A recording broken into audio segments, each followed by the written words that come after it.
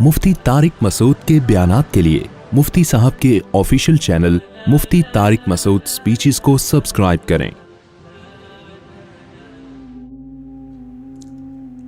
میری چند دن پہلے کسی سے ملاقات ہوئی، انہوں نے کہا کہ سنا ہے آپ کو خلافت مل گئی، اجازت بیعت مل گئی۔ میں نے کہا میں نے بھی ایسے ہی سنا ہے۔ تو کہنے لگے کہ یہ جو شیخ ہوتا ہے نا، اس کو مرید کے بارے میں پتہ ہوتا ہے سب کچھ۔ جو پیر و مرشد ہوتا ہے یہ دیکھتا ہے، اللہ نے کچھ ان کو کچھ ایک الگ سے کوئی صلاحیت دی ہوتی ہے، تو کچھ چیزیں ان کو پتہ چل جاتی ہیں کہ یہ کتنا پہنچا ہوا ہے، اس بیس پہ خلافت دیتے ہیں یہ۔ میں نے کہا ایسا کچھ نہیں ہے میرے بھائی۔ کوئی بھی بزرگ جو ہے نا، جو اجازت بیعت یا خلافت، یہ اس کا کانسیپٹ کیا ہوتا ہے خوب سمجھ لو۔ کسی کا علم بھی اللہ کی طرح کامل بولو نہیں ہے، ہوتا جو اصل میں ہوتا ہے۔ آج کل تو جاہل پیر مارکیٹ میں بہت آ گئے ہیں نا، اصل میں خلافت کا تصور کیا ہے، کیونکہ یہ بھی مریدوں میں اپنے پیر کے متعلق نا ایک نوعیت کا شرک ہے، اس لیے میں اس کو تھوڑا سا واضح کر رہا ہوں۔ دیکھو ہوا یہ، نبی صلی اللہ علیہ وسلم کے دور میں آپ صلی اللہ علیہ وسلم سے صحابہ دو قسم کی بیعت لیا کرتے، صحابہ دو قسم کی بیعت کیا کرتے تھے۔ ایک بیعت ہوتی تھی جہاد پر، جو کمانڈر سے ہوتی ہے، جو امیر سے ہوتی ہے، کہ ہم لڑیں گے اور پیچھے نہیں ہٹیں گے۔ یہ بیعت بھی صحابہ نے نبی صلی اللہ علیہ وسلم کے ہاتھ پہ کی ہے، جیسے بیعت رضوان جو صلح حدیبیہ کے موقع پہ نہیں بیعت ہوئی تھی، تو یہ بیعت کس پر تھی کہ اے نبی ہم لڑیں گے مشرکین سے اور ہم میدان جنگ سے پیچھے نہیں ہٹیں گے، اور عثمان کے خون کا بدلہ جب تک ہم نہ لے لیں ہم اس وقت تک چین سے نہیں بیٹھیں گے۔ نبی کے دنیا سے جانے کے بعد یہ بیعت منسوخ ہو گئی یا سنت ہے؟ اس کے بعد بھی سنت ہے، جو بھی کمانڈر ہوگا اس کے ہاتھ پہ آپ بیعت ہو سکتے ہیں، یا زبانی قول و اقرار کرنا یہ بھی بیعت ہے۔ آج جب بھی کوئی آرمی میں جاتا ہے، فوج میں جاتا ہے، یا کسی ملک کی نیشنلٹی لیتا ہے، اس سے یہ معاہدہ کروایا جاتا ہے کہ آپ کنٹری کے ساتھ وفا کریں گے، آپ امریکہ کی نیشنلٹی کے لیے اپلائی کریں، تو وہاں بھی آپ سے اوتھ لینا کہتے ہیں نا، تو یہ بھی بیعت ہی ایک قسم کی معاہدہ ہے، ایگریمنٹ ہے، بھائی ہم کنٹری کے خلاف نہیں چلیں گے، یہ نہیں کریں گے، وہ نہیں کریں گے۔ یو کے کی نیشنلٹی جب آپ لیتے ہیں تو وہاں بھی وہ آپ سے حلف اٹھواتے ہیں، جب کوئی وزیر اعظم بنتا ہے تو اس سے حلف اٹھوایا جاتا ہے۔ تو یہ قدیم یہ کہاں سے چلا ہے؟ رسول اللہ صلی اللہ علیہ وسلم سے۔ نبی صلی اللہ علیہ وسلم صحابہ سے جہاد پر بیعت لیا کرتے تھے۔ پھر یہ بیعت چلی خلیفہ، جو خلیفہ ہوتا تھا اس کے ہاتھ پہ لوگ بیعت کرتے۔ نبی کے دنیا سے جانے کے بعد خلافت کی بیعت جو لی گئی ہے وہ حضرت ابو بکر سے کے ہاتھ پہ لوگوں نے کی بیعت۔ ایسا ہی ہے نا بھائی، ہم آپ کو امیر مانتے ہیں، ہاتھ بڑھائیے، بیعت ہونا شروع ہو گئے۔ بیعت کا مطلب کیا ہے؟ اب حکومت کس کی ہے؟ آپ کی۔ آپ جو آرڈر دیں گے ہم اس کو پورا کریں گے، آپ کے خلاف تلوار نہیں اٹھائیں گے۔ یہ بیعت کہلاتی ہے خلافت کی بیعت۔ خلافت سے مراد حکومت والی خلافت۔ سمجھتے ہو کہ نہیں سمجھتے کہ ہم نے آپ کو فالو کرنا ہے، انتظامی امور میں آپ کی ہم اطاعت کریں گے۔ نبی نے ایک دوسری بیعت بھی لی ہے، وہ تھی روحانیت کی بیعت۔ وہ بیعت کیا تھی؟ صحابہ کرام آپ کے ہاتھ پہ بیعت کیا کرتے تھے کہ ہم گناہوں سے بچیں گے، ہم آپ سے آپ کے ہاتھ پہ بیعت کرتے ہیں، ہم شرک سے بچیں گے، گناہوں سے بچیں گے۔ یہ خلافت کی بیعت نہیں ہے، یہ اعمال کی بیعت ہے۔ قرآن مجید میں اللہ تعالیٰ نے رسول اللہ صلی اللہ علیہ وسلم کا جو منصب بیان کیا، وہ منصب کیا، هو الذی بعث فی الامیین رسولا منہم، اللہ نے انہی لوگوں میں ایک انہی میں سے رسول بھیجا، یعلمہم الکتاب، اس رسول کا کام کیا ہے؟ لوگوں کو قرآن سکھانا۔ اس سے پتہ چلا قرآن اخبل طریقے سے سمجھ میں نہیں آئے گا۔ قرآن حالانکہ عربی میں تھا اور نبی بھی، صحابہ بھی عربی جانتے تھے، انہی کی زبان میں نازل ہوا، لیکن اللہ کہہ رہے ہیں یتلو علیہم آیاتہ، نبی ان کو قرآن پڑھ کے بھی سکھائیں گے، پڑھ کے بھی سنائیں گے، لیکن یہ پڑھ کے سنانا کافی نہیں ہوگا، بلکہ یعلمہم، نبی ان کو سکھائیں گے بھی۔ یہاں سے وہ مسئلہ تو حل ہو گیا. لوگ کہتے ہیں میں خود قرآن سمجھتا ہوں, مجھے کسی تفسیر کی ضرورت نہیں ہے. ارے بھائی, صحابہ خود نہیں سمجھ سکتے تھے, ان کو تو نبی نے سمجھایا ہے, تو تم کیسے خود سے سمجھ سکتے ہو؟ نبی نے صحابہ کو سمجھایا, صحابہ نے تابعین کو سمجھایا, تابعین نے تبع تابعین کو سمجھایا, تبع تابعین نے اپنے شاگردوں کو, تو کنٹینیو یہ سلسلہ تواتر کے ساتھ آج تک چلا آ رہا ہے. اگر کوئی کہتا ہے تفسیر میں میرا کوئی استاذ نہیں ہے, تو اس کی تفسیر معتبر نہیں ہے. ہاں, اسی سلسلے میں 2 نمبر لوگ بھی آتے رہے اور 1 نمبر بھی آتے رہے, تو 2 نمبروں سے بچ کے 1 نمبر کو جنہوں نے فالو کرتے رہے وہ صحیح تفسیر ہے ان کے پاس.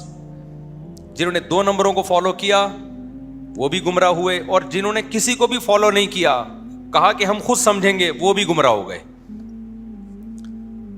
میں ایک مثال دیتا ہوں نا ڈاکٹر کی.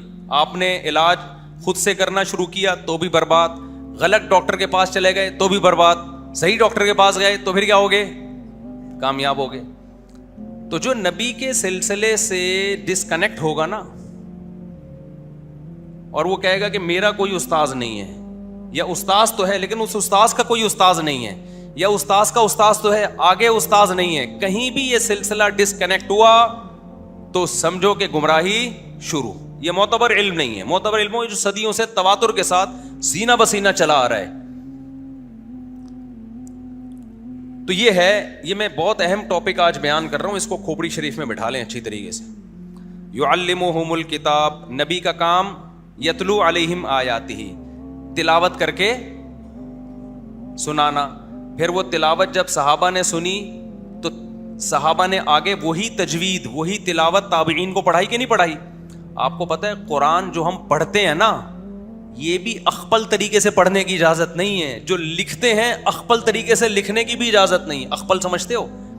ابے پشتو میں کہتے ہیں اپنے طریقے سے, کہتے ہیں اخپل اسٹائل دے زما, پشتو والے بولتے ہیں زما اخپل اسٹائل دے. ورورا انڈس کرولا استا ورورا کوئٹہ میں مشہور تھا. انڈس کرولا ہے, اگر وہ کہہ نہیں ہے کہ کسی کام کا, انڈس کرولا کوئٹہ میں بڑی مشہور گاڑی تھی.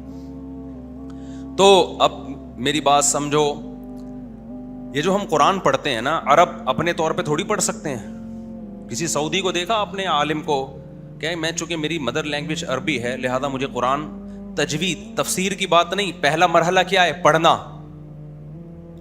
خود سے نہیں پڑھ سکتے بلکہ اس کا کوئی قاری استاذ ہوگا, اس استاذ کا کوئی استاذ. 7 مشہور قاری ہیں جن سے متواتر قراتیں ہیں. ہم جو قرات پڑھتے ہیں روایت حفص عن عاصم, یہ حفص جو بڑے قاری تھے کوفہ کے, جو عاصم سے روایت کرتے ہیں, یہ وہ والی قرات ہے جو عبداللہ بن مسعود نے کیسے پڑھا ہے قرآن کو, کس آیت کو کیسے پڑھا ہے انہوں نے. اس میں آپ کو یہ پرمیشن نہیں ہے کہ آپ اپنی طرف سے, اب جیسے ہم پڑھتے ہیں بسم اللہ مجریہا و مرساہا, حالانکہ نارمل تو پڑھنا چاہیے قاعدے کے تحت بسم اللہ مجریہا, رے تو نہیں ہے نا کوئی لفظ عربی میں, لیکن چونکہ قاری نے جو نبی سے سنا تو مجری کے بجائے مجرے پڑھا ہے, تو اسی قاری نے آگے نقل کیا مجرے, اور وہی آج تک چلا آ رہا ہے, بولو مجریہا. پھر نبی نے ایک آیت کو مختلف طریقوں سے پڑھا, واللیل اذا یغشا والنہار اذا تجلی وما خلق الذکر والانثی بھی ہے, والذکر والانثی بھی ہے. سمجھتے ہو کہ نہیں سمجھتے؟ الحمدللہ رب العالمین الرحمن الرحیم, مالک یوم الدین بھی پڑھا اور ملک یوم الدین بھی پڑھا. تو آپ اپنی طرف سے نہیں پڑھ سکتے کہ میں مالک یوم الدین یا ملک. بھائی آپ قاریوں سے سن کے, کہ آپ نے اگر اس ایک قاری کی قرات پہ پڑھنا ہے تو ملک یوم الدین, دوسرے قاری کی قرات پہ پڑھنا ہے تو مالکی. دونوں قاریوں نے الگ الگ روایت کیا نبی سے, لیکن دونوں نے سنا ہے تو دونوں کا معتبر ہے. وما هو علی الغیب بظنین ہے نا 30ویں پارے میں, تو اس کو ایسے بھی پڑھا جاتا ہے وما هو علی الغیب بظنین, ملا کے پڑھا جاتا ہے. اور کتابت میں بھی ایسا ہی ہے, نبی نے جیسے لکھوا دیا قرآن اپنی نگاہوں کے سامنے, تو جس طرح کاتب وحی نے لکھ دیا, اب اس لکھے ہوئے کو بھی آپ اخپل طریقے سے نہیں لکھ سکتے. اس کی مثال جیسے اولائکا کا لفظ ہے, یہ میں اس لیے بتا رہا ہوں کہ اسلام سینہ بسینہ چلا ہے. اسلام میں بابے بیچ میں آئیں گے, بابا لیس اسلام ہو ہی نہیں سکتا. ہاں کچھ اچھے بابے آئیں گے, کچھ برے بابے آئیں گے تو بالکل بابا لیس نہیں ہو سکتے. سند متصل کے ساتھ بابا چاہیے آپ کو. آپ کا بابا کون, اس کا بابا کون, اس کا بابا کون, اس کا بابا کون, یہ سند متصل کے ساتھ. متصل سمجھتے ہو؟ 1400 سال میں ایک دفعہ بھی یہ ڈسکنیکٹ نہیں ہونا چاہیے سلسلہ. تو اب آپ نے کیا کرنا ہے, یہ جو ہم قرآن پڑھتے ہیں, یہ جو اولائکا کا لفظ ہے, آپ نے دیکھا ہوگا الف کے بعد واو لکھا ہوتا ہے. اولائکا میں ہوتا ہے کہ نہیں ہوتا؟ اور لام پہ کھڑا زبر ہوتا ہے, لام کے بعد الف بولو نہیں ہوتا. حالانکہ جو پروننسیشن ہے اس میں تو الف کے بعد واو پڑھا ہی نہیں جا رہا. آپ نے کہا پڑھا تو جا نہیں رہا ہے, تو خام خامے پین کی سیاہی ضائع ہو رہی ہے. الف کے اوپر پیش ڈال دوں, واو لکھنے کی ضرورت نہیں ہے. کیا اس کی اجازت ہوگی آپ کو؟ قطعاً نہیں. آپ ویسے عربی میں کوئی خط لکھ رہے ہو تو وہ واو نہ لکھو. آپ قرآن لکھ رہے ہو تو آپ کو لکھنا پڑے گا. کیوں؟ کاتب وحی سے جو کتابت منقول ہے, جو ریٹن فارم میں قرآن آیا ہے, ریٹن فارم میں اسی طرح آیا ہے, اس میں آپ کو چینجنگ کی اجازت نہیں ہے. 30ویں پارے میں ہے نا, اقرأ بسم ربک الذی خلق, اس میں آخری آیت سے پہلے کیا ہے؟ لئن لم ينتهِ لنصفعا بالناصیہ, ہے کہ نہیں؟ اب دیکھو یہ جو لفظ ہے نا لنصفعا, اس کا مطلب ہے ہم اس کو پیشانی سے پکڑیں گے. جو عربی گرامر میرے لیکچر جنہوں نے تفسیر کے سنے ہیں ان کو یہ سمجھنے میں مزہ آئے گا. لنصفعن یہ لام تاکید کے لیے, نصفعن کا معنی پکڑیں گے ہم, بالناصیہ پیشانی سے. اللہ نافرمان کو دھمکی دینا ہم اس کو پیشانی کے بالوں سے پکڑیں گے. اب نصفعن میں اصل میں ہونا چاہیے عین نون زبر عن. کیا ہونا چاہیے؟ بولتا کیوں نہیں؟ عین نون زبر عن ہونا چاہیے. قاعدے اور ضابطے کی روح سے ایسا ہونا چاہیے. جیسے میں کہتا ہوں لنضربن, میں ضرور بالضرور ماروں گا, تو لنضربن کے بعد با کے بعد الف کبھی بھی نہیں آتا. ہمیشہ کیا آتا ہے؟ الف آئے گا اسم میں, ناؤن میں, سینٹینس اور فعل میں نہیں آتا. لنصفعن تو سینٹینس ہے نا, میں پکڑوں گا, I will do, میں یہ کام کروں گا. سمجھتے ہو کہ نہیں سمجھتے؟ یہ تو سینٹینس ہے. تو سینٹینس میں الف نہیں آتا, جس کو ہم دو زبر کہتے ہیں. جیسے کتابن لکھوں گا نا میں, کتابن, کتابن میں کیا لکھوں گا؟ با کے بعد الف ڈال دوں گا, با نون زبر بن نہیں لکھوں گا. لیکن جو فعل ہے نا سینٹینس, اس میں الف نہیں ہوتا, یعنی یہ نون نون نون باقاعدہ لکھا جاتا ہے. لیکن کمال کی بات یہ ہے کہ پورے قرآن میں اس جگہ یہ قاعدہ ٹوٹ رہا ہے یہ فعل, لیکن لنصفعن میں عین کے بعد نون کے بجائے کیا ہے؟ الف. اب کسی بھی عربی دان سے پوچھیں جس کو عربی گرامر آتی ہو, عربی رسم الخط, وہ کہے گا رسم الخط کے لحاظ سے یہ بالکل غلط ہے, یہ غلط ہے. لیکن کوئی اس غلط کو صحیح کر سکتا ہے؟ کیوں؟ یہ غلط ہی صحیح ہے. صحیح ہے نا؟ وجہ کیا ہے؟ ہمارے نبی صلی اللہ علیہ وسلم نے جب یہ آیت کاتب وحی سے کہا لکھو, تو لنصفعن, کیونکہ الف کو بھی اسی طرح پڑھا جاتا ہے اور نون کو بھی اسی طرح پڑھا جاتا ہے, تو کاتب وحی نے اس کا خیال نہیں کیا. انہوں نے دیکھا کہ جو آواز آ رہی ہے نا, جو سننے میں آ رہا ہے, سننے میں وہی آ رہا ہے جو عین دو زبر عن والا آواز ہوتی ہے, تو انہوں نے الف لگا دیا آگے سے. یہ اللہ نے کروایا کاتب وحی سے. کیوں کروایا؟ تاکہ پتہ چل جائے کہ جو نبی کے وقت میں ہو گیا نا, نون کے بجائے الف ڈل گیا, قیامت تک اس الف کو کوئی گرامر کے قاعدہ استعمال کر کے چینج نہیں کر سکا. تاکہ لوگوں کو یقین آ جائے ایسی خاندانی حفاظت دنیا میں کسی کتاب کی نہیں ہوئی ہے, کہ کتابت کی بھی حفاظت کی اللہ نے.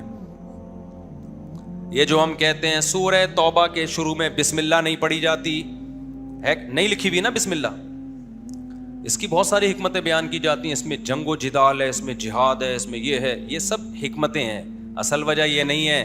اصل وجہ یہ ہے کہ سورہ انفال نازل ہوئی, اس کے بعد سورہ توبہ نبی نے حکم دیا کہ سورہ انفال کے بعد رکھو, صحابی کو حکم دیا.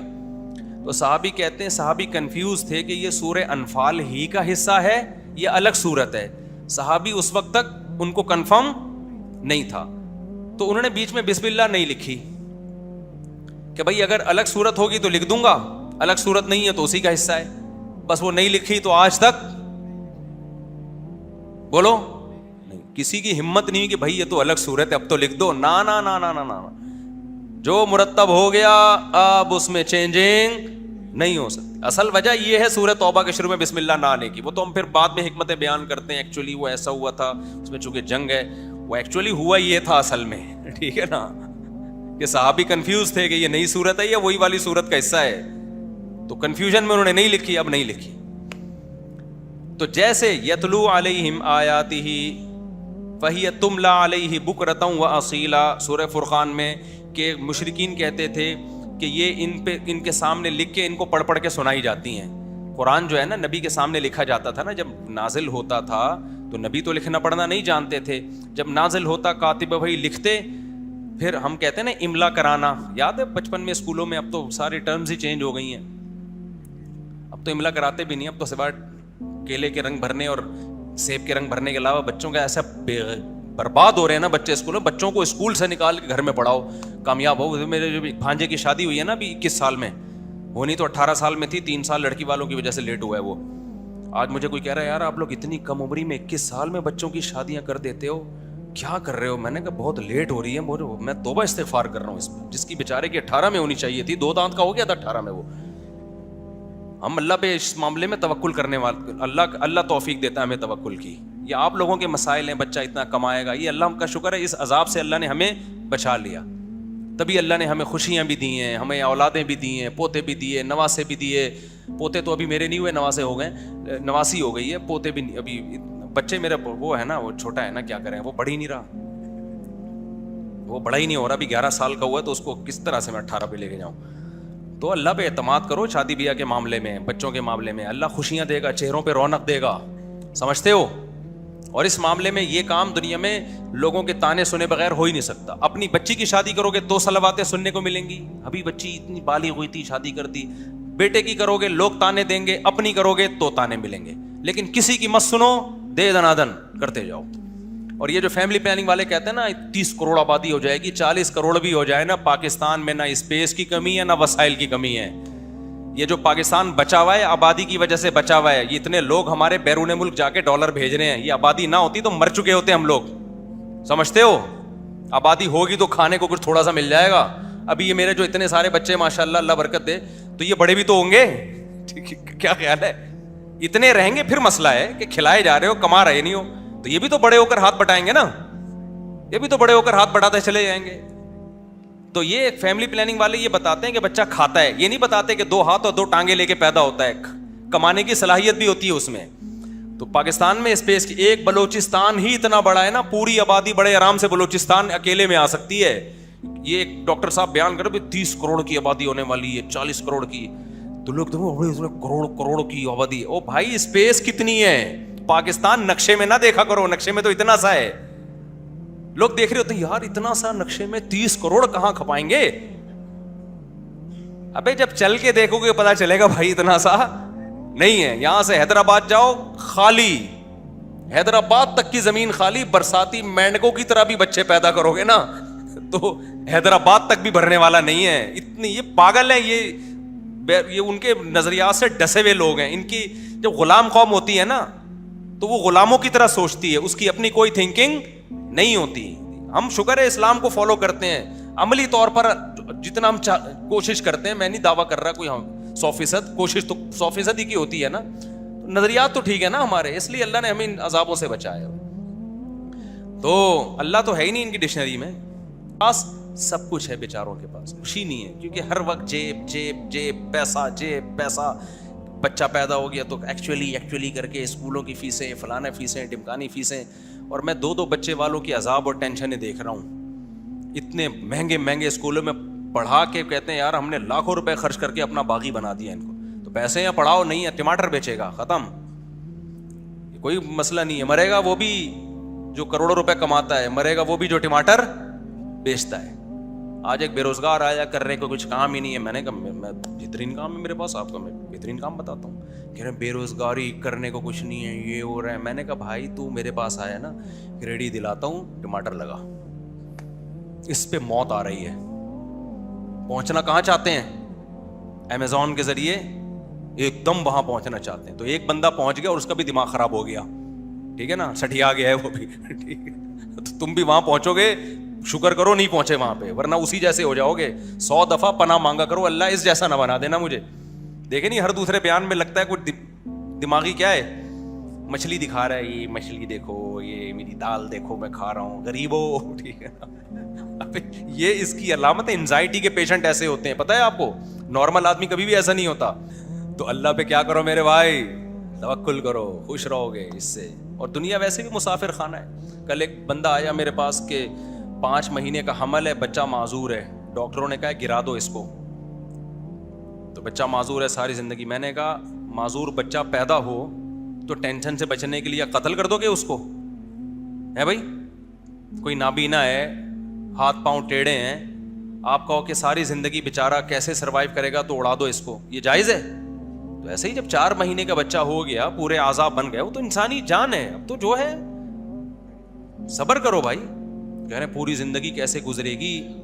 میں نے کہا زندگی قارون کی بھی گزر گئی, فرعون کی بھی گزر گئی, اور موسیٰ کی بھی گزر گئی. حضرت موسیٰ کی ٹینشنوں میں گزری, فرعون کی عیاشیوں میں گزری. تو دونوں کہاں ہیں؟ ایک آگ میں ہے اور ایک کا قرآن میں ذکر ہے, وہ جنت کے باغوں میں. کیسے اللہ نے موسیٰ کو ذکر کیا نا قرآن میں. تو میں نے کہا بھائی جو پیدا ہو, پہلے تو دعا کرتے ہیں اللہ صحت مند بچہ دے. بعض دفعہ ایسی رپورٹیں ہوتی ہیں معذور ہے لیکن صحت مند بچہ پیدا ہو جاتا ہے, دل سے دعا ہے. لیکن جو بھی ہو اللہ کی تقدیر سمجھ کے راضی رہو اس پہ. یہی تمہاری یہی آزمائش ہے. ہو سکتا ہے اللہ اسی پہ بخشے تمہیں, تمہاری خطاؤں کو معاف کر دے اللہ تعالیٰ اس پہ. تو 4 مہینے کے بعد بچہ نہیں گرا سکتے, سمجھ رہے ہو؟ اچھا خیر, تو میں یہ عرض کر رہا تھا کہ یتلو علیہم آیاتی, نبی نے جیسے پڑھ کے سنایا, آپ کو اس میں اپنی طرف سے چینجنگ کی اجازت نہیں ہے. آپ کو کہ میں نے خود سے قرآن پڑھنا سیکھا ہے, خود سے کوئی بولو نہیں سیکھ سکتا, کیونکہ خاص طرح سے ہی آپ کو پڑھنا پڑے گا جو نبی کا انداز تھا. اسی طرح یعلمہم, قرآن کہتا ہے سکھائیں گے بھی قرآن, نبی سکھائیں گے بھی کون؟ یعنی اس کا مفہوم بھی نبی بتائیں گے. تیسرے نمبر پہ یعلمہم الکتاب والحکمہ, حکمت کی باتیں بھی سکھائیں گے جن کو حدیث کہا جاتا ہے. وہ بھی پڑھائیں گے نہیں بلکہ سکھائیں گے. سکھانا الگ ہے, پڑھانے کا مطلب پتہ ہے کیا ہوتا ہے؟ حدیث کی کتاب پکڑا دی, پڑھتے رہو بیٹھ کے. سکھانا یہ نہیں ہوتا. سکھانا ہوتا ہے پریکٹیکل لائف میں اس کو لانا. سکھانا یعلم کے الفاظ ہیں, تعلیم, وہ تعلیم الگ چیز ہے. تبھی کبھی ایک حدیث کو دیکھ کے کبھی فیصلہ نہیں کیا جاتا, کیونکہ تعلیم کا مطلب ہوتا ہے ایک بات کی ایکسپلینیشن آگے آ رہی ہے, اس کی ایکسپلینیشن ادھر آ رہی ہے, تبھی ساری حدیثوں کو سامنے رکھ کر حدیث کا مطلب بیان کیا جاتا ہے. کبھی بھی ایک حدیث کو دیکھ کے فیصلہ نہیں کیا جائے گا. سمجھتے ہو کہ نہیں سمجھتے؟ بیعت ہوتی ہے, بیعت, اہل اللہ کے ہاتھ پہ بیعت ہونا, یہ نبی صلی اللہ علیہ وسلم سے ثابت ہے. تزکیہ کے لیے, ظاہر باطن کو گناہوں سے پاک اور صاف کرنا. تو نبی صلی اللہ علیہ وسلم کے بعد یہ بیعت کا سلسلہ, خلافت والی بیعت تو چلتی رہی, لیکن جو روحانیت پر اور تزکیہ نفس کے لیے جو بیعت تھی یہ ختم کر دی گئی. وجہ اس کی یہ تھی کہ اس میں ڈر یہ تھا کہ کوئی ایسا نہ ہو لوگوں سے بیعت لے کر دوسرا خلیفہ خلافت کا اعلان کر دے, کیونکہ دونوں کا طریقہ تو سیم ہی ہے نا. لیکن جب یہ خطرہ ختم ہو گیا کہ بھئی اب خلافت مضبوط ہو گئی ہے اور خلافت پھیل چکی تھی, بہت بڑے علاقے فتح ہو چکے تھے, اب یہ خطرہ ختم ہو گیا, تو بزرگان دین نے دوبارہ اس بیعت کے سلسلے کو شروع کیا. اس کو کہا جاتا ہے روحانیت پہ بیعت, تو وہ تزکیہ والی بیعت. تو اس میں یہ سلسلہ لگایا کہ بھئی کسی بھی اللہ والے بزرگ کے ہاتھ پہ جس کو پہلے والے بزرگوں سے اجازت بھی ملی ہو. اجازت کس بات کی؟ کہ بھئی اس کے اندر اتنی صلاحیت ہے کہ یہ خود بھی برائیوں سے بچے گا اور لوگوں کو بھی برائیوں سے بچانے کا اس کے اندر ملکہ اللہ نے عطا کی ہے, لوگوں کی اصلاح کر سکتا ہے. یہ اگر خود ہی ٹھیک نہیں ہے تو اس کو بھی اجازت بیعت نہیں ملتی. خود تو ٹھیک ہے, لوگوں کو ٹھیک کرنے کی اس کے اندر صلاحیت نہیں ہے. بعض لوگ خود نیک ہوتے ہیں لیکن ان کو نیک بنانا نہیں آتا, بلکہ اور بگاڑ دیتے ہیں الٹا, غلط طریقے سے تربیت کر کے. دیکھا ہوگا نا بعض دفعہ ابا ہر وقت نصیحت کر کے بچوں کو بگاڑ دیتے ہیں. ایسے ابا بھی تو ہوتے ہیں نا, ہر وقت بچے کو نصیحت کر کے بچے کو کیا کر دیتے ہیں, اس کو تربیت تو نہیں کہی نا, تربیت تو نہیں ہے یہ. ابا کو فکر تو ہے لیکن ان کو اصلاح کرنا آتی نہیں ہے. تو یہ اصلاح کرنا بھی ایک فن ہے, ہر ایک کا کام نہیں ہے یہ. تو بزرگان دین میں یہ سلسلہ شروع ہوا, یہ پہلی صدی یا دوسری صدی کے اواخر میں ہی شروع ہو گیا تھا کہ جو بزرگان دین تھے انہوں نے لوگوں کا تزکیہ کرنا شروع کیا. اچھا, شروع میں یہ تزکیہ جو ہوتا تھا ظاہری اعمال سے کا نہیں ہوتا تھا, باطنی کا ہوتا تھا. اس لیے کہ اسلامی حکومتیں تھیں, خیر اتنی غالب تھی کہ لوگ زنا سے تو ویسے ہی بچتے تھے, جھوٹ سے, چوری سے, ان برائیوں سے ویسے ہی بچتے تھے, کیونکہ برائیاں آسان تھیں بھی نہیں. زنا کرنے والے کو چترول لگتے تھے تو کہاں سے کرے گا وہ. ساری عورتیں پردہ کرتی تھیں تو بد نظری ویسے ہی مارکیٹ میں نہیں تھی. سب کی داڑیاں تھیں, سب کے لباس شریعت کے مطابق تھے, سودی نظام ہی نہیں تھا تو سود کھائیں گے کہاں سے. لیکن باطن میں خرابیاں آنا شروع ہو گئی تھیں. شہرت کی لالچ, حب جاہ, بڑا بننے کا شوق. بعض لوگوں کی خواہش ہوتی ہے ہر جگہ ہماری ٹانگ اونچی رہے, ہوتی ہے نا, ہر جگہ ہماری ٹانگ کیا رہے, کام کوئی اور کرے, نام کس کا آئے, ہمارا آئے. تو یہ جو باطن کی برائیاں تھیں نا, یہ ختم کرانے کے لیے بزرگان دین نے, صوفیاء کرام نے باقاعدہ بیعت کا سلسلہ شروع کیا. تو جو اس کام میں لگ گئے نا ان کو صوفی کہا جانے لگا. یہ لفظ نیا تھا, کام نیا نہیں تھا. بعض لوگ کہتے ہیں نا تصوف بدعت ہے, بالکل غلط کہتے ہیں. تصوف کا لفظ تو آپ بدعت کہہ سکتے ہیں, بعد میں ایجاد ہوا ہے. تصوف میں جو کام ہو رہا ہے وہ کام تھوڑی بدعت ہے. تو ناموں کو تھوڑی دیکھا جائے گا, کام کو دیکھا جائے گا کہ کیا ہے. کام اگر وہی ہو رہا ہے جو نبی کے دور میں ہو رہا تھا, صحابہ تابعین کے دور میں ہو رہا تھا, تو پھر وہ بدعت کہاں سے ہو گیا. جیسے فقہ کا جو لفظ ہے, قرآن و حدیث سے جب ہم مسائل نکالتے ہیں تو نبی کے دور میں تو یہ سب ایک ہی تھا, مسائل کے لیے الگ سے کوئی علم نہیں تھا. لیکن جب اسلامی حکومتیں پھیلی ہیں تو قرآن و حدیث سے مسائل نکال کے کتابوں میں لکھے گئے حلال و حرام کے, اس کو نام دیا گیا فقہ کا. تو یہ نام تو جدید تھا لیکن یہ کام جدید نہیں تھا. مسائل تو وہی تھے جو نبی کے دور میں, اس کو مرتب کر لیا گیا. سمجھتے ہو؟ اور آسان مثال سمجھاتا ہوں. مصحف عثمانی, حضرت عثمان نے قرآن مرتب کیا نا اپنے دور میں, ایک قرآن پہ جمع کر دیا سب کو, کیونکہ سب نے اپنے اپنے طریقے سے ترتیبیں الگ الگ لکھی ہوئی تھیں. کسی نے سورہ آل عمران پہلے لکھی ہوئی ہے, سورہ نساء بعد میں لکھی ہوئی ہے, کسی نے سورہ فلق سورہ ناس لکھی نہیں کہ یہ تو سب کو یاد ہی ہوتی ہے, اس کو قرآن میں لکھنے کی کیا ضرورت. عبداللہ بن مسعود نے سورہ فلق سورہ ناس اپنے قرآن میں لکھی نہیں تھی, انہوں نے کہا تو بچوں کو یاد, سورہ فاتحہ بھی نہیں لکھی تھی انہوں نے کہ اس کی لکھنے کی کیا ضرورت ہے. لیکن بعد میں یہ تحریف کا ذریعہ بن سکتی تھی نا یہ چیز. بعد میں ہوتا لوگ کہتے ہیں یار عبداللہ بن مسعود کے قرآن میں تو یہ نہیں ہے اور فلانے قرآن میں تو یہ صورت پہلے ہے. بھائی ایک لڑائی کا خطرہ تھا. تو حضرت حذیفہ بن یمان نے حضرت عثمان کو خط لکھا آذربائیجان سے, یہ رشیا کی علاقہ ہے نا, فتح ہو چکا تھا. آذربائیجان سے خط لکھا کہ بھائی مسلمانوں میں قرآن میں اختلاف پیدا ہو رہا ہے, ایک کا قرآن میں ترتیب الگ ہے, دوسرے کے قرآن میں ترتیب الگ ہے, تو آپ امت کو بچائیں ورنہ یہ تو بڑے مسئلے, یہ تو یہود و نصارہ کی طرح لڑائی کریں گے. حضرت عثمان نے بڑا خاندانی کام کیا. حضرت عثمان نے کہا کہ پوری دنیا میں جہاں جہاں اسلامی خلافت پھیلی تھی جتنے قرآن ہے سب جمع کر کے لاؤ, اور ایک ترتیب پہ الحمد سے لے کے والناس تک سارے حفاظ کو بلا کے ان کی موجودگی میں جمع کر دیا, اور باقی سارے نسخوں کو آگ لگا دی. ٹھیک ہے نا, سب کو کیا کر دیا, آگ لگا کے جلا دیا. تو بڑا خاندانی کام ہو گیا کہ بھئی اب وہی, اس کو پھر نام کیا دے دیا گیا, مصحف عثمانی. اب کوئی کہے یار مصحف عثمانی نبی کے دور میں تو تھا نہیں. بھائی تھا, لیکن چونکہ اس قرآن وہی ہے جو نبی کے دور میں تھا, اس میں ترتیب تو سب کو اجازت تھی جس ترتیب سے چاہیں لکھیں, لیکن اس کو مرتب چونکہ ایک خاص ترتیب سے حضرت عثمان نے کر دیا تو اس کا نام کیا پڑ گیا, مصحف عثمانی. حضرت عثمان کا قرآن کہہ لیں آپ اس کو. تو قرآن تو نبی کا ہی ہے, چونکہ مرتب حضرت عثمان نے کیا تو نام بعد میں پڑا, تو نام دینے میں کوئی حرج نہیں ہے. اب کوئی غیر مسلم کہ یہ تو قرآن بدعت ہے, یہ محمدی قرآن تو ہے نہیں, یہ تو عثمانی قرآن ہے. ہم کہیں گے بھائی ہے محمدی صلی اللہ علیہ وسلم, لیکن مرتب حضرت عثمان نے کیا تو نام کیا پڑ گیا. یہ بالکل ایسے ہی ہے جیسے فقہ حنفی یا شافعی, یہ تو نبی کے دور کے ہی مسائل ہیں, لیکن مرتب چونکہ امام حنیفہ کے شاگردوں نے کیا تو اس کو نام کیا دے دیا, فقہ حنفی کہہ دیا, کسی کو فقہ شافعی کہہ دیا. تو ترتیب کی وجہ سے, جیسے حدیث تو نبی کے دور میں تھی, امام بخاری نے جو حدیث کا مجموعہ جمع کیا اس کو ہم کیا کہتے ہیں, حدیث بخاری کہہ دیتے ہیں. اب کوئی کہ تو بخاری تو یہ منکرین حدیث یہی تو کہتے ہیں تو بخاری تو 200 سال کے بعد لکھی گئی ہے, 250-300 سال کے بعد کتابیں لکھی گئی ہیں, نبی کے دور میں تو یہ تھی نہیں. اور بھائی کتابیں نہیں تھیں, حدیثیں تھیں. تو جو مرتب کرتا ہے اس کا نام دے دیا جاتا ہے. سمجھتے ہو کہ نہیں سمجھتے ہو؟ تو تصوف جو ہے نا, تصوف یا صوفی ازم جسے کہا جاتا ہے, یہ بھی نبی, یہ والا صوفی ازم نہیں جو جاہل لوگ چلا رہے ہیں. کہیں ایسا نہ ہو کہ وہ جو ناچنے گانے کی آ رہی ہے نا آج کل ٹوپی والے, صوفی ازم کے نام پہ قوالیاں دھمال. جو اصل تصوف ہے وہ الگ ہے, جو آج کل مارکیٹ میں چل رہا ہے وہ بالکل الگ ہے. تو جو اوریجنل تصوف ہے یہ نام نبی کے دور میں نہیں تھا, مگر تصوف میں جو کام ہوتا ہے کہ کسی بزرگ کے ہاتھ پہ بیعت کر کے اپنے ظاہر باطن کی اصلاح کرنا, یہ کام نبی کے دور میں بھی ہوتا تھا, صحابہ تابعین کے دور میں بھی. صحابہ کے دور میں ایک بیعت رہ گئی تھی خلافت والی, روحانیت والی نہیں تھی. اس کی حکمت میں نے بتا دی, بعد میں وہ بھی شروع ہو گئی, پھر بزرگان دین نے اس کو بھی شروع کر دیا روحانیت والی بیعت کو.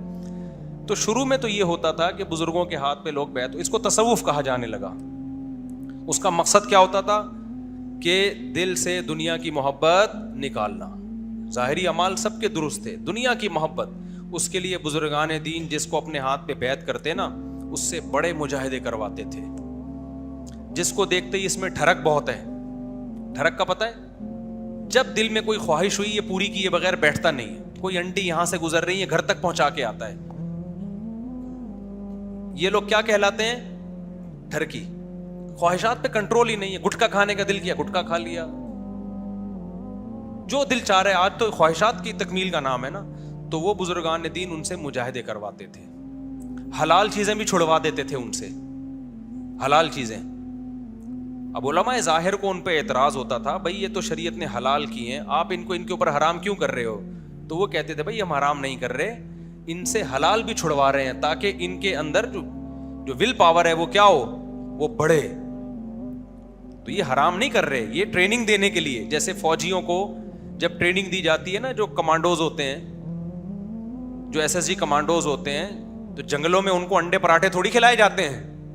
اب کوئی کہا آپ تو ہم سے حلال چھڑوا لیا, انڈا پراٹھا تو اسلام میں حلال ہے. ان سے کہا بھائی تمہیں انڈے پراٹھے اس لیے چھڑوائے ہم نے کہ جب میدان جنگ میں لڑنا پڑتا ہے تو ہر جگہ انڈے پراٹھے اویلیبل نہیں ہوتے. دشمن یہ نہیں ہوتا کہ چونکہ ایکچولی آپ بہت تھک چکے ہیں تو یہ سامنے ہوٹل ہے وہاں سے 2 پراٹھے کھا کے آئیں, اتنی دیر میں انتظار کر رہا ہوں, دوبارہ ہم فائٹ شروع کریں گے. وہاں تو کبھی کھانے کو ملتا ہے, کبھی پتے بھی کھانے پڑتے ہیں. تو ان کو ٹریننگ دی جاتی ہے, پتے بھی کھلائے جاتے ہیں. تو اسی ٹائپ کا مجاہدہ صوفیہ کرام کروایا کرتے تھے. سمجھتے ہو؟ دنیا کی محبت نکلوانے کے لیے نوٹ پیسے جلوائے جاتے تھے کہ جلاؤ. اس وقت تو نوٹ نہیں ہوتے تھے, یہ اشرفیاں ہوتی تھی, صدقے کرو تاکہ نکالو اس کو دل سے. بڑے سخت مجاہدے ہوتے تھے جس کا آج میں اور آپ تصور بھی نہیں کر سکتے. ایسا رگڑا دیا جاتا تھا. کسی میں دیکھتے تکبر ہے, تکبر بہت زیادہ ہے, اس کی اصلاح کے لیے اس سے ایسے کام کروائے جاتے تھے اس کی یہ تکبر ٹوٹے. اس سے جھاڑو دلوائی جا رہی ہے, اس سے نمازیوں کے جوتے سیدھے کروائے جا رہے ہیں, ٹھیک ہے نا. روزانہ نمازی آئیں گے تم ان کے چپل سیدھے کرو, جھاڑو دو, تاکہ اس کی جو انا ہے نا یہ کیا ہو. تو یہ سیٹ اپ تھا, یہ بڑا مبارک سلسلہ تھا. تو وہ ان بزرگوں کے مریدین ہوتے ہیں, پھر وہ دیکھتے ہیں ان میں جو صحیح ہیں, ان بزرگوں کو ان کے بارے میں خیال ہوتا کہ یہ زیادہ اصلاح کے قابل ہیں, ان کا بڑا ہم نے مجاہدہ کرایا اور ان کے آثار ایسے لگتے ہیں کہ یہ نیک ہیں بھی اور نیک بنا بھی سکتے ہیں. تو ان کو خلافت دی جاتی تھی, اجازت بیعت دی جاتی تھی کہ آپ ہماری زندگی میں بھی بیعت کر سکتے ہیں, ہمارے مرنے کے بعد بھی لوگوں کو بیعت کر سکتے ہیں. یہ سلسلہ بڑا اچھا یہ 4 سلسلے پھر مشہور ہوئے, چشتی, قادری, سہروردی اور سلسلہ چشتیہ, قادریہ, نقشبندی اور سہروردی. یہ سلسلے کا مطلب یہ ہے کہ ہر بزرگ کی اصلاح کا اپنا ایک طریقہ ہوتا تھا. جیسے بعض بزرگوں کی اصلاح کا یہ طریقہ ہوتا ہے, جیسے نقشبندی سلسلے میں نا یہ ہوتا تھا کہ اللہ کی محبت اتنی پیدا کر دی جائے کہ گناہ خود ہی چھوڑے, وہ برائیوں کو خود ہی چھوڑے. بعض سلسلوں میں یہ تھا کہ اللہ کا خوف پیدا کیا جائے. تو یہ چاروں کا طریقہ ایک دوسرے سے تھوڑا تھوڑا کیا تھا, ڈفرینٹ تھا, لیکن مقصد سب کا کیا تھا, ایک کہ بھئی اللہ کی محبت پیدا ہو اور برائیوں سے چھوٹیں. تو یہ 4 سلسلے چلے, پوری دنیا میں یہی پھر رائج ہوئے. آپ ترکی میں جائیں, سعودیہ میں جائیں, سعودیہ میں بھی اب انہوں نے تصوف کو ختم کر دیا کیونکہ اس میں 2 نمبریاں بہت زیادہ ہو گئی تھی. جب یہ شیخ محمد بن عبد الوہاب کی تحریک چلی ہے نا تو بہت زیادہ 2 نمبریاں ہو گئی تھی. جیسے ہمارے یہاں بھی 2 نمبریاں اس میں بہت زیادہ ہیں. تو سعودی ہوں گے تو بڑے انہوں نے تو سارے ایسی کی تیسی کر دی, بولے چلو ختم سارا, چلو پتلی گلی سے کیا کرو, کیونکہ اس میں 2 نمبریاں زیادہ ہو گئی تھیں اور 1 نمبری بہت تھوڑی رہ گئی تھی. تو پھر سعودی عرب حساس جگہ ہے نا, وہاں اگر یہ 2 نمبریاں چلتی رہتی, وہ تو نبی کی قبر کو کیا بنا لیتے, وہاں تو کیا کچھ ہو جاتا. لیکن یہ کہ فی نفس ہی یہ سلسلے پوری دنیا میں چلے ہیں بزرگان دین کے, یہ چاروں سلسلے بہت زیادہ, ہندوستان میں بھی, پاکستان میں بھی, بنگلہ دیش میں بھی, ترکی, پوری دنیا میں جائیں گے آپ کو ان سلسلوں کے بزرگ آج بھی ملیں گے جو لوگوں کو بیعت کرتے ہیں, ان کی اصلاح کرتے ہیں. لیکن ان چاروں سلسلوں میں بھی 2 نمبریاں بھی بہت پھیلی ہیں پھر, جس کی وجہ سے یہ چاروں سلسلے بدنام بھی ہوئے ہیں. اب نقش بندی کوئی اپنے آپ کو کہہ رہا ہونا تو آدمی ڈر جاتا ہے, پتہ نہیں یہ مارکیٹ میں کیا لائے گا, کوئی نہیں لائے گا مارکیٹ میں, ٹھیک ہے. اب اگر کسی کے نام کے ساتھ لگو نا قادری, سہروردی, چشتی, تو سمجھ لو کسی قوالی میں شرکت کے لیے جا رہی. تو وہ جو اصل روح تھی نا وہ سائڈ پہ رہ گئی, اور یہ مزار پرستی, قوالیاں اور پیر صاحب کی چاپلوسی, مکھن گیری, پیر صاحب کو ایسا خدا بنا لینا کہ بس پیر صاحب نے جو کہہ دیا چاہے قرآن و سنت کے خلاف ہو, تو پیر پرستی جسے کہتے ہیں وہ پیر پرستی آ گئی. آپ سندھ میں دیکھو, پنجاب میں دیکھو, یہ تصوف ہی کے سلسلے تھے جو بگڑ کے پیر پرستی پہ گئے ہیں. لیکن ان میں بھی سارے بگڑے نہیں ہیں. انہی چاروں سلسلوں میں جو صحیح علماء تھے, بزرگان دین تھے, وہ آج بھی الحمدللہ بڑی تعداد میں موجود ہیں. سمجھتے ہو گے نہیں سمجھتے ہو؟ جو عقیدہ توحید پر قائم ہے, سنت پر قائم ہے, انہوں نے تصوف میں بدعتوں کو گھسنے نہیں دیا. ہندوستان میں بہت زیادہ بدعتیں تصوف میں آ گئی تھیں. مولانا اشرف علی تھانوی رحمۃ اللہ علیہ نے اس کے خلاف بہت زبردست کام کیا, بہت زیادہ کام کیا. انہوں نے تصوف سے ساری بدعتوں کو نکالا ہے, اور انہوں نے اس کی روح کو فوکس کیا. مثال کے طور پر ان کی خانقاہ میں ایک شخص آیا اور نمازیوں کی چپل سیدھے کر رہا ہے نا, انہوں نے اس کو پابندی لگا دی کہ تو یہ کام نہیں کرے گا. وہ کہہ رہا تھا میں تواضع سیکھ رہا ہوں. انہوں نے کہا تمہارے اندر سے تکبر پیدا ہوگا, ٹھیک ہے نا, تمہارے اندر یہ احساس ہوگا میں 18ویں گریڈ کا آفیسر ہوں لیکن میں کتنا نیک ہوں کہ میں نمازیوں کے چپل سیدھے کرتا ہوں. تو انہوں نے کہا یہ تکلفات چھوڑو, جو اصل چیز ہے نا اس کو فوکس کرو کہ اللہ کی محبت دل میں پیدا ہو, دل میں تواضع. انہوں نے تواضع کے مفہوم کو بیان کیا, تکبر کو ڈیفائن کیا. تکبر اصل میں ہوتا ہے بہت ساری گڑبڑیں جیسے ہوتی ہیں, ہر چیز جب چلتی ہے صحیح ہوتی ہے, بعد میں اس میں کیا آ جاتی ہیں, گڑبڑیں آ جاتی ہیں. تو اب یہ تصوف کے جو 4 سلسلے ہیں آج بھی ہیں الحمدللہ, بہت سارے بزرگان دین اس میں ہیں جو متبع سنت ہیں, توحید پرست ہیں اور لوگوں کو صحیح گائیڈ کرتے ہیں. لیکن اس میں ان سلسلوں میں 2 نمبریاں بھی بہت زیادہ پھیل چکی ہیں. اس لیے ہم اب لوگوں کو یہ کہتے ہیں بھائی کسی بزرگ سے بیعت ہونا ہے تو اتنا کافی نہیں ہے کہ یہ ان سلسلوں میں کسی سلسلے کے سے تعلق ہے, اتنا کافی نہیں ہے, کیونکہ ان سلسلوں میں بدعتیں بہت زیادہ پھیل گئی ہیں.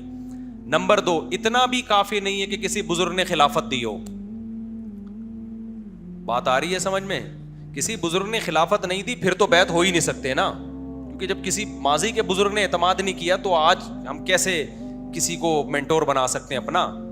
خود سے تھوڑی کوئی کہے گا کہ میں اتنا نیک ہوں گے مریاد پہ, یہ تو اس کا مطلب یہ تو بندہ ہی 2 نمبر ہے.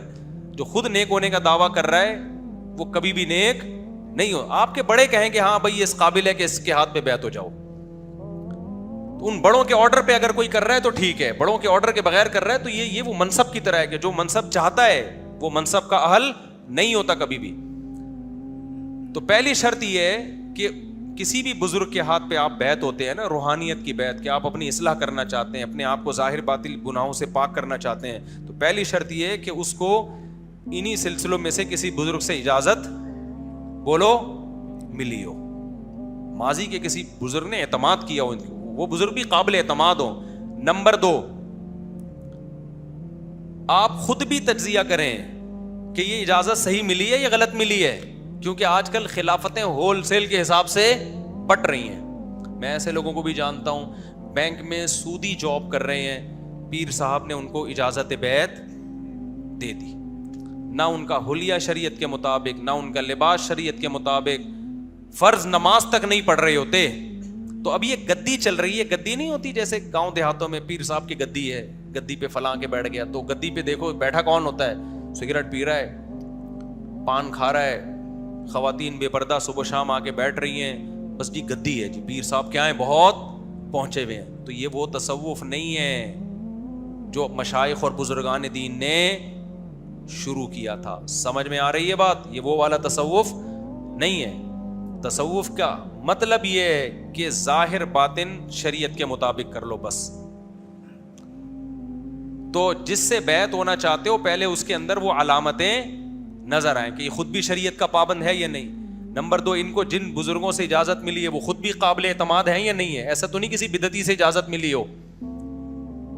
گدی نشین جو چل رہے ہوتے ہیں جاہل لوگ, قوالیاں یا قبروں پہ سردے ہو رہے ہیں, ایسے بزرگوں کو میں جانتا ہوں آج کل ایک ٹائم کی نماز نہیں پڑھتے, وہ کرامتوں کے قصے صبح شام بیان کرتے رہتے ہیں بیٹھ کے. نہ بھائی, اصل کیا ہے؟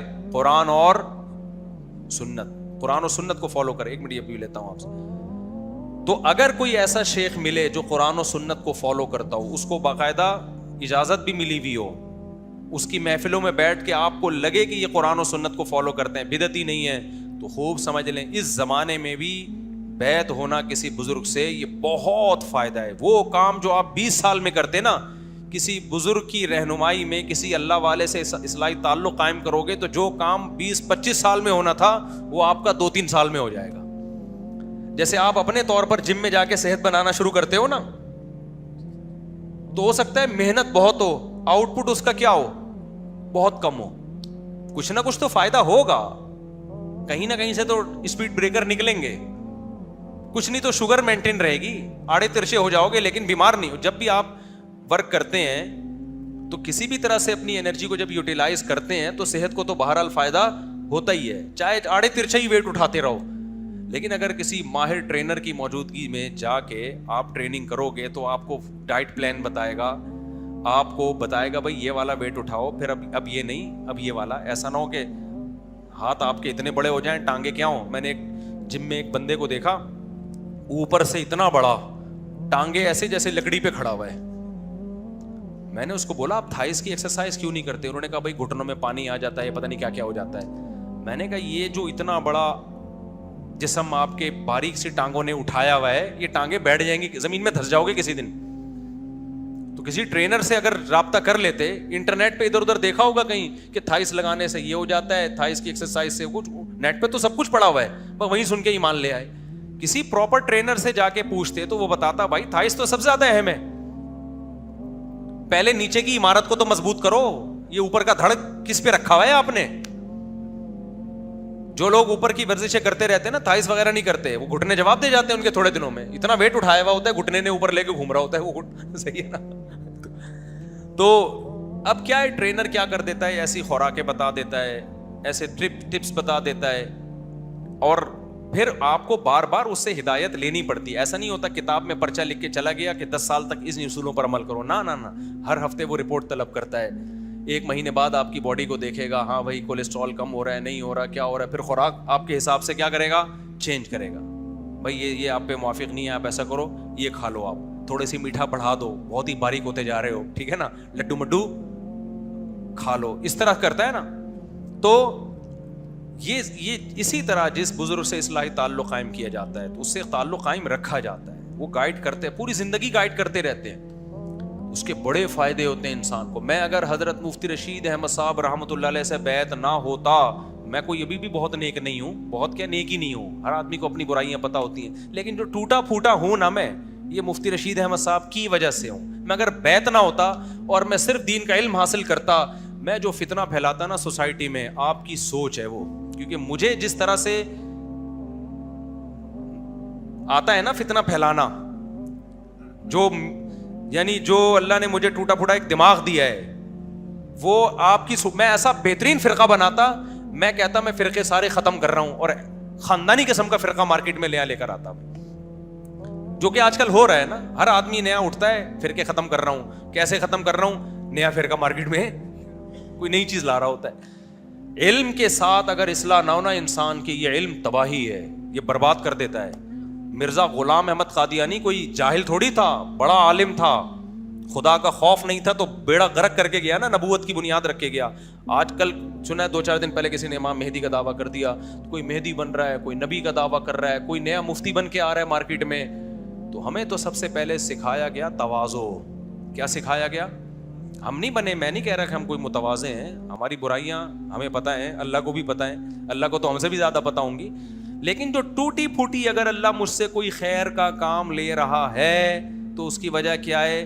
ہم 18 سال کی عمر میں ایک بزرگ کے ہاتھ پہ جا کے بیعت ہو گئے, ایسے ہی نہیں جلد بازی میں, بلکہ پہلے ہم نے ان بزرگ کی کتابیں پڑھی, ان کی عملی زندگی دیکھی, دیکھا کہ خود شریعت کو کتنا فالو کرتے ہیں, ان کے بیانات میں گئے تو غالب گمان ہو گیا کہ بھائی یہ واقعی کیا ہے, اللہ والے ہیں. انہوں نے 20 سال بخاری پڑھائی مدرسے میں, تو پتا چلا بھائی ان کے پاس علم بھی ہے, بڑی بڑی کتابیں پڑھائی ہیں مدارس میں, کئی سال فتوے کا کام کیا, ریسرچ بھی ہے, اور اللہ والے بھی ہیں. دنیا کی محبت ان کے پاس بیٹھ کے, بہشتی زیور میں حضرت مولانا شریف تھانوی نے لکھا ہے نا, کسی شیخ و مرشد کی صحیح علامت کیا ہے کہ اس کے پاس بیٹھ کے دنیا کی محبت ختم ہو.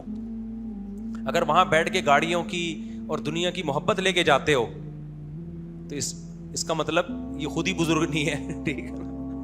محبت کیا ہونی چاہیے, ختم. یہ پہلی علامت ہے, اور بھی بہت ساری چیزیں ہیں.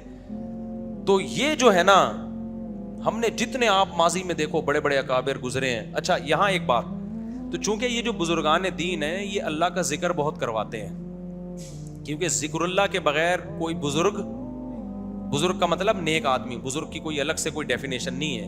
بزرگ کا مطلب انسان کا بچہ, شریف آدمی, نیک آدمی. آپ کے ذہن میں بزرگ سے فوراً یہ آئے گا کوئی عجیب سی کوئی مخلوق جس سے نہ چلا جا رہا ہو نہ بیٹھا جا رہا ہو, 4 آدمی لے کے چل رہے ہوں, تو یہ مطلب بزرگ کا نہیں ہے. بزرگ کا مطلب جو گناہوں سے بچتے ہیں, دل میں دنیا کی محبت نہ ہو, اللہ کی نظر میں وہ بزرگ ہے بس. یہ سب سے بڑی کیا اس میں کیا وہ ہونی چاہیے, دنیا کی محبت ختم ہو اس کے اندر سے. ایک اور بات دماغ میں, ہاں تو اللہ کا ذکر وہ بہت کرواتے ہیں, تسبیحات پکڑا دیتے ہیں, چلو بھائی اللہ اللہ کرو بیٹھ کے. ہمارے حضرت ہمیں ذکر بتاتے تھے, لا الہ الا اللہ 200 دفعہ نا ہم رات کو اٹھ کے لا الہ الا اللہ کی ضربیں لگانی ہے. لا الہ میں تصور دل سے اللہ کے سوا سب کچھ نکل رہا ہے. الا اللہ کا مطلب صرف کون, اللہ.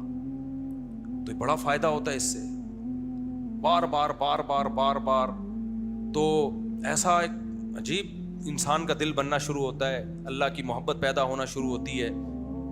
تو اب اس سے کیا ہوتا ہے, اب اس سے نا بعض لوگوں کو, آج کل کے جو نئے نئے اسکالرز آ رہے ہیں نا, وہ کیا کہتے ہیں, یہ جو صوفی لوگ ہیں یہ ذکر اللہ لگا دیتے ہیں, یہ جہاد تو کرتے ہی نہیں ہیں, یہ صوفیوں نے دین کا بیڑا غرق کیا. میں اصل صوفیوں, جو جاہل صوفی ہیں انہوں نے تو واقعی بیڑا غرق کیا ہے, اور میجورٹی جاہل صوفیوں کی ہی ہے یہ آج کے دور میں. آج کل جو پیری مریدی چل رہی ہے نا, اس میں میجورٹی کیا ہے, گمراہ ہے. سمجھتے ہو کہ نہیں سمجھتے؟ وہ پیر صاحب اصل ہوتے ہیں, اللہ رسول مقصد ہی نہیں ہوتے, مقصد ہی پیر صاحب بن چکے ہیں. وہ سمجھتے ہیں پیر صاحب بخشوا دیں گے ہمیں. تو اصل جو ہے نا اس میں کیا ہے, ذکر اللہ کرواتے ہیں. تو اس سے لوگوں کو اعتراض ہوتا ہے, بھئی یہ تو اللہ اللہ کرواتے رہتے ہیں, یہ تو جہاد نہیں کرتے, تو نظام کی تبدیلی کی بات نہیں کرتے. لیکن آپ اگر ہسٹری اٹھا کے دیکھو, جتنا جہاد میں قربانی صوفیاء کرام نے دی ہے نا, اتنی قربانی کسی اور نے نہیں. کیونکہ جب اللہ کی محبت کی چنگاری بھڑکتی ہے تو میدان جنگ میں بھی وہی اترتے ہیں. آپ ماضی اٹھا کے دیکھ لینا جہادی تاریخیں, آج دیکھ لو فلسطین میں جو لڑ رہے ہیں نا, میجورٹی صوفیزم سے ان کا تعلق ہے. جو فلسطین میں لڑ رہے ہیں نا یہودی کے خلاف, ان میں میجورٹی تصوف کو مانتی ہے. سمجھ میں آ رہی ہے بات؟ اور ان کے بڑے بڑے کمانڈر کسی نہ کسی بزرگ سے بیعت ہیں, کیونکہ اس کے بغیر وہ موٹیویشن نہیں ملتی. جہاد کی باتیں کرنا آسان ہے, خدا کی قسم میدان جنگ میں لڑنا بڑا مشکل کام ہے. وہ بیٹھے ہوئے ہیں ہمارے بچپن کے دوست ناصر بھائی, لڑ چکے ہیں نا, یہ بھی ان کا بھی میدان جنگ کا تجربہ ہے ماشاءاللہ. ان کو پتا ہے ماضی میں نا جب رشیا کا جہاد ہو رہا تھا, تو یہ ویڈیو نہ لے کر آؤ, پولیس پکڑ کے لے جائے گی بھائی. تو یہ ہمارے پرانے دوست ہیں, یہ بھی جا چکے ہیں. باتیں کرنا بہت آسان, میدان جنگ میں جب تک اللہ کی عشق کی چنگاریاں, محبت کی چنگاریاں نہ بھڑک رہی ہو نا, کوئی میدان میں ٹک نہیں سکتا. میں دعوے سے کہتا ہوں آج جتنے یوٹیوبرز آ رہے ہیں جہاد کرو, یہ مولوی جہاد نہیں کر رہا, ان کا باپ بھی جہاد نہیں کر سکتا. ٹھیک ہے نا, صحیح ہے نا. اور جن مولویوں پہ اعتراضات کر رہے ہیں میدان جنگ میں آگے بھی وہی ہوں گے. اب لوگ کہتے ہیں پھر غزہ کیوں نہیں جا رہے, آپ راستہ بتا دو بھائی. راستہ نہیں ہے غزہ جانے کا میرے بھائی, کہاں سے جائے آدمی؟ تو بارڈر ہے نا, بارڈروں پہ کوئی جانے نہیں دے گا آپ کو, بلکہ الٹا پکڑ کے جیل بھیج دیں گے. تو جہاں راستہ ملے نا آپ کو, تو جتنے جو اللہ اللہ کرتے ہیں نا, تسبیحات لے کے بیٹھے رہتے ہیں اور لوگ ان پہ کئی خانقاہوں میں صرف اللہ اللہ سکھا رہے ہیں یہ لوگ, دیکھنا یہ سارے اللہ اللہ کرنے والے شارٹ ہو جائیں گے, سارے جانوں کا نذرانہ پیش کریں گے, اور جو باتیں کرنے والے لوگ ہیں وہ باتیں ہی کر رہے ہوں گے یہاں بیٹھ کے. تو جہاد آسان کام نہیں ہے. جہاد کے لیے جب تک دل سے دنیا کی محبت نہیں نکلتی, دیکھو پاکستانی فوج کو جتنا مرضی آپ برا بلا کہو, لیکن چونکہ مسلم فوج ہے نا, مسلم ہے, میں نے جن فوجیوں سے ملا ہوں شہادت کا جذبہ ہوتا ہے. کیوں؟ کچھ نہ کچھ اسلام کی وجہ سے اللہ کی محبت کی رمق ہوتی ہے, اور اسی وجہ سے ملک بچا ہوا ہے. اختلاف ہو سکتا ہے فوجیوں کی پالیسی, محمد مشرف نے جو کچھ کیا تھا 100% غلط کیا تھا, اڈے دے کے افغانستان پہ جو حملہ کروایا, ہر چیز میں ہم فوج کی حمایت نہیں کرتے, لیکن چونکہ مسلم فوج ہے, شہادت, کلمہ, یہ سب چیزیں سلیبس کا حصہ ہیں. لہذا جو ہمارے فوجی جن کو نشان حیدر ملا, آپ ذرا ان کی ہسٹری دیکھو, آپ کو یہ غیر مسلم فوجیوں میں ایسے جنگجو نہیں ملیں گے. آپ کو ملیں گے تو بہت کم ریشو ہوگا. وہ کارگل پہ جس کو نشان حیدر ملا تھا, وہ میجر کو انڈین آرمی نے اس کی تعریف کی تھی, یار یہ تو بہت بہادری سے لڑا ہے, کیونکہ شہادت کا جذبہ ہوتا ہے نا یار. پھر نبی صلی اللہ علیہ وسلم نے فرمایا الجہاد مختصر طریق الجنہ, جنت میں جانے کا شارٹ کٹ راستہ کیا ہے بھائی, کیسا بہترین شارٹ کٹ راستہ, اتنا لمبا ٹریک کاٹ کے یہ اتنے مجاہدے کر کے شارٹ کٹ راستہ کیا میدان جہاد میں شہید. تو یہ سب چیزیں سنی بھی ہوتی ہیں. تو جس کے دل میں جو اللہ کا ذکر کر کے تہجد پڑھ کے اللہ کی محبت کے چشمے ابل رہے ہوں, اس کے دل میں کیسا شہادت کا جذبہ ہوگا. ہم نے ایسے لوگوں کو دیکھا ہے, اللہ والوں کو, جو شہادت نہ ملنے پہ روتے تھے, شہادت نہ ملنے پہ روتے تھے.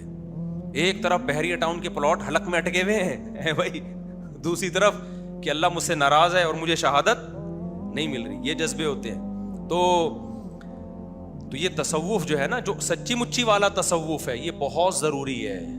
سمجھتے ہو؟ ہاں جھوٹی موٹی کا تو تصوف چل رہا ہے آج کل, گدی, پیر کی گدی, وہ گدی پہ کوئی بھی چرسی موالی آ کے بیٹھا, وہ گدی نہیں ہٹ کے دے رہی اس سے. پھر اپنے بیٹوں ہی کو خلافت دینا, چاہے وہ نیک نہ بھی ہوں. پیر صاحب کی خلافت کہاں جائے گی؟ بیٹوں میں جائے گی. بھائی اگر نیک ہیں تو پھر ٹھیک ہے, نہیں ہے تو پھر کیوں جا رہی ہے خلافت؟ تو ہم نے دیکھا اس زمانے میں ایک اچھا, پھر میچور لوگوں کو خلافت ملتی ہے. 18 سال کی عمر میں ایک بچے کو خلافت مل گئی. میں نے کہا بیٹا ابھی تو تمہاری عمر کیا ہے, پتہ نہیں تم کیا کیا کر رہے ہوگے, اللہ محفوظ رکھے سب کو. تمہیں خلافت مل گئی, تم تو بگڑ جاؤ گے. اس عمر میں تمہیں کوئی اپنا گدی نشین بنا دے تو اتنے سے بچہ میچور تھوڑی ہوتا ہے. جب لوگ اس کے ہاتھ پہ آ کے بیعت ہوں گے تو وہ سدھرے گا یا بگڑے گا؟ وہ تو بگڑنا شروع ہو جائے گا. تو کوئی معیار ہی نہیں رہا ہے, ایسے ہی خلافتیں بٹ رہی ہیں. جس نے پیر صاحب کی شان میں زیادہ اچھی شاعری کر دی, لے بھائی تجھے بھی خلیفہ بنا دیا. تو ایسا نہیں ہے. لیکن اگر جو صحیح پروسیس ہو نا, تو یہ بہت بہترین راستہ ہے اصلاح کا, اس سے بہت زیادہ فائدہ ہوتا ہے.